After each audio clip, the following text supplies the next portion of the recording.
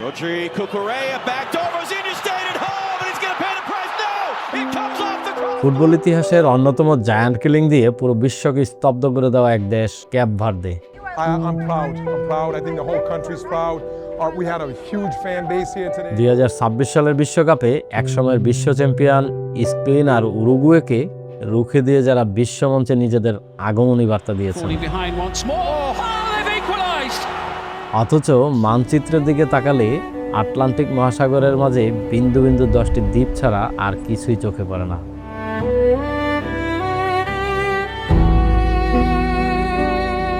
এই দেশটি এতটাই ছোট যে আমাদের ঢাকা বিভাগও এর চেয়ে 5 গুণ বড়। একসময় এই দ্বীপগুলোতে কোনো মানুষের অস্তিত্ব ছিল না, ছিল না কোনো গাছপালা কিংবা প্রাণী, সম্পূর্ণ নির্জন জনমানবহীন এক অদ্ভুত পাথুরে দুনিয়া। আজ আমরা এমন এক দেশের গল্প বলবো যার ভৌগোলিক অবস্থান আফ্রিকায়, মানুষের সংস্কৃতিতে রয়েছে লাতিন আমেরিকার ছোঁয়া, আর সুশাসনের মান ইউরোপের সমান। আজ অন্বেষণের পর্দায় আমরা উন্মোচন করব এই দ্বীপরাষ্ট্রের এমন কিছু ঐতিহাসিক রহস্য, অদ্ভুত সংস্কৃতি এবং ভৌগোলিক বিস্ময় যা আপনার চেনা পৃথিবীর পরিধিকে আরেকটু বাড়িয়ে দেবে। 1456 সালে পর্তুগিজ নাবিকরা যখন এই দ্বীপে প্রথম পা রাখেন, তখন এটি ছিল সম্পূর্ণ জনশূন্য। কোনো স্থানীয় আদিবাসী না থাকায় পর্তুগিজরা নিজেদের সাম্রাজ্য বিস্তার করতে এখানে আফ্রিকান মূল ভূখণ্ড থেকে কৃতদাসদের ধরে এনে বসতি স্থাপন করায়। আর এখান থেকেই শুরু হয় এক ট্র্যাজিক এবং ইউনিক অধ্যায়।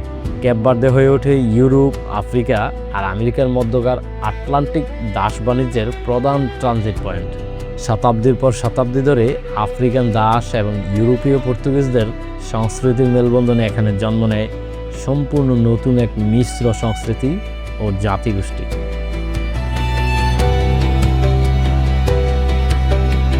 ক্যাপ ভার্দের সান্তিয়াগো দ্বীপে অবস্থিত সিদাদ ভেলহা, এটি হলো পুরো ক্রান্তীয় বা ট্রপিক্যাল অঞ্চলের প্রথম ইউরোপীয় ঔপনিবেশিক শহর।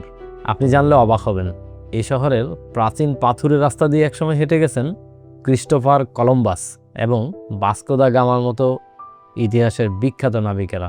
এখানকার নোসা সেনহোরা দা রোজারিও গির্জাটি পৃথিবীর সবচেয়ে পুরনো ঔপনিবেশিক গির্জাগুলোর একটি। দাস ব্যবসার সেই অন্ধকার ইতিহাসের সাক্ষী এই শহরটি আজ ইউনেস্কোর একটি ওয়ার্ল্ড হেরিটেজ সাইট। ভৌগোলিকভাবে ক্যাপ ভার্দের দ্বীপগুলোর চরিত্র এক এক রকমের। এর মধ্যে সান্টা লুজিয়া হলো একমাত্র দ্বীপ যা সম্পূর্ণ জনমানবহীন।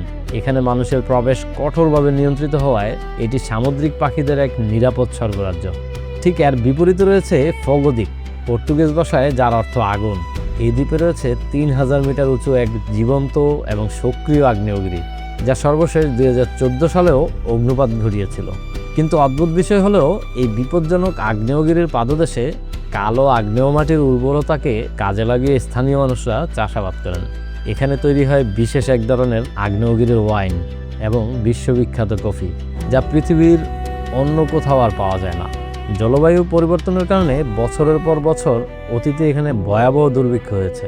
বারবার খরা আর দুর্ভিক্ষের কারণে ইতিহাসে লাখ লাখ ক্যাপ ভার্দিয়ান দেশ ছেড়ে ইউরোপ আমেরিকায় পাড়ি জমানোর তথ্য রয়েছে। আজ এক অদ্ভুত বাস্তবতা হলো, দেশের ভিতরে যত মানুষ বাস করে তার চেয়ে কয়েক গুণ বেশি মানুষ দেশের বাইরে থাকে। আর এই প্রবাসীদের পাঠানো রেমিটেন্সই দেশটির অর্থনীতির অন্যতম চালিকা শক্তি।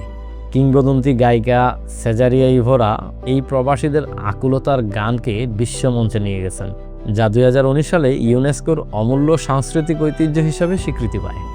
একসময় প্রকৃতির সবচেয়ে বড় চ্যালেঞ্জ ছিল তাদের সুপেয় পানির সংকট, কিন্তু আজ আধুনিক প্রযুক্তির ব্যবহার করে তারা সমুদ্রের লোনা পানিকে পানীয় জলে রূপান্তর করে পুরো দেশের পানি সংকট দূর করেছে।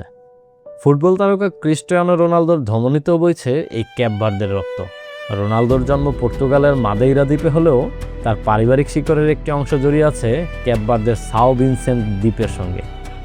তার বাবার দাদি রোজা ইসাবেল ছিলেন এই দ্বীপেরই বাসিন্দা, যিনি পরে পর্তুগালে পাড়ি জমিয়েছিলেন। 1975 সালে পর্তুগালের কাছ থেকে স্বাধীনতা পাওয়ার পর আফ্রিকার অন্যান্য দেশের মতো গৃহযুদ্ধ বা রাজনৈতিক অস্থিরতা ক্যাপ ভার্দেকে স্পর্শ করতে পারেনি।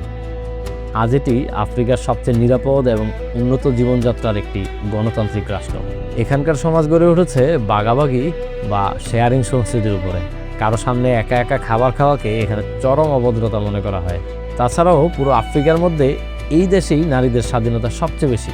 শিক্ষা, সংস্কৃতি, ব্যবসা এবং রাজনীতি সবখানেই নারীদের সক্রিয় নেতৃত্ব চোখে পড়ে। শুধু মানুষের নিরাপত্তাই নয়, বোয়া ভিস্তা দ্বীপে প্রতি বছর হাজার হাজার সামুদ্রিক কচ্ছপ ডিম পাড়তে আসে, যাদেরকে কঠোর আইনের মাধ্যমে রক্ষা করে এখানকার সাধারণ মানুষ। শূন্য থেকে শুরু করে দাসত্বের ইতিহাস আর প্রকৃতির রুক্ষতা পেরিয়ে ক্যাপ ভার্দে আটলান্টিকের বুকে এক অনন্য সভ্যতার জন্ম দিয়েছে, যেখানে নেই কোনো তেলের খনি, নেই স্বর্ণের মজুদ। তবুও সুশাসন, শিক্ষা আর মানুষের কঠোর পরিশ্রমের জেরে একটি দেশ কিভাবে সফলতার শিখরে পৌঁছাতে পারে, ক্যাপ ভার্দে তার এক জীবন্ত উদাহরণ। বন্ধুরা, ক্যাপ ভার্দের এই ঐতিহাসিক অন্বেষণ আপনাদের কেমন লেগেছে কমেন্ট করে আমাদেরকে জানান। আর পৃথিবীর নানা ঐতিহাসিক স্থান ও অজানা রহস্য অন্বেষণ করতে আমাদের সাথেই থাকুন।